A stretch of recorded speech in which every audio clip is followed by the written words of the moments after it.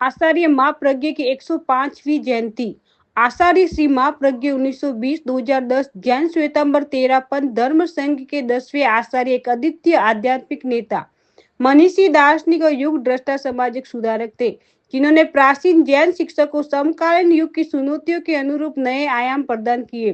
केंद्रीय संस्था में अध्यक्ष पद सुशोभित करने वाले सुरेंद्र साहब चौड़िया, हमारे जैन भारती के पूर्व अध्यक्ष आदरणीय मनोज जी, वंदना, जैन विश्व भारती संस्थान यूनिवर्सिटी के वाइस चांसलर आदरणीय बच्चा साहब दुग्गड़, जैन विश्व भारती के अध्यक्ष आदरणीय अमरचंद साहब लुंकड़। नहीं होता। आचार्य महाप्रज्ञ वैज्ञानिक भी थे, दार्शनिक भी थे, गणितज्ञ भी थे, विभिन्न भाषाओं के जानकार थे। जो उनके मुख्य अवदान प्रेक्षा ध्यान, जिसको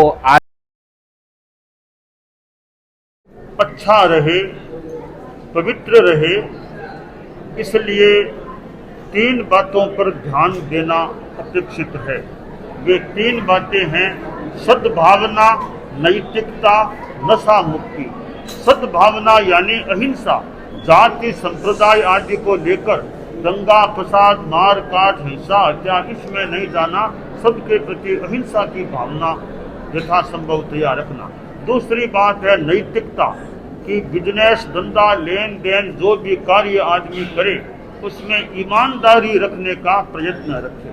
और तीसरी बात है नशा मुक्ति, डी एडिक्शन, शराब, सिगरेट, बीड़ी, खैनी, गुटखा आदि नशीली चीज़ों के सेवन से बचना। ये 3 बातें सद्भावना, नैतिकता, नशा मुक्ति आदमी के जीवन में रहती हैं तो आदमी का के लिए बहुत अवदान आचार्य महाप्रज्ञ जी ने दिए थे।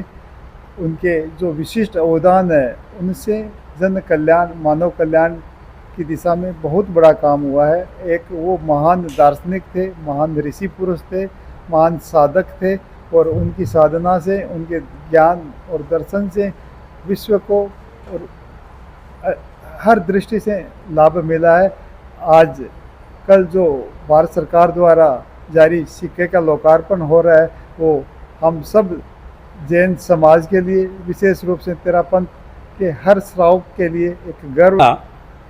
प्रेक्षा विश्व भारतीનો અધ્યક્ષ અને આ બ્રીફિંગ જે અત્યારે હું આપી રહ્યો છું 105વો જન્મદિવસ અમારો ગુરુજીનો છે।